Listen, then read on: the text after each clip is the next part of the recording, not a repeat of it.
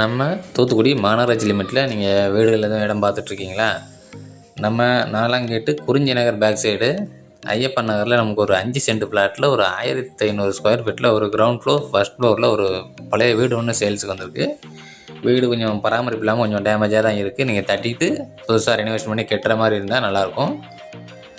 நம்ம லேண்டுக்கு நியர்பை பக்கத்தில் வந்து நம்ம உழவர் சந்தைகள் இருக்குது, நாலாங்கேட்டு ரயில்வே ஸ்டேஷன் இருக்குது, நம்ம புது பஸ் ஸ்டாண்ட் இருக்குது, பத்திர ஆஃபீஸ் நம்ம அதுக்கு பக்கத்தில் தான் இருக்குது.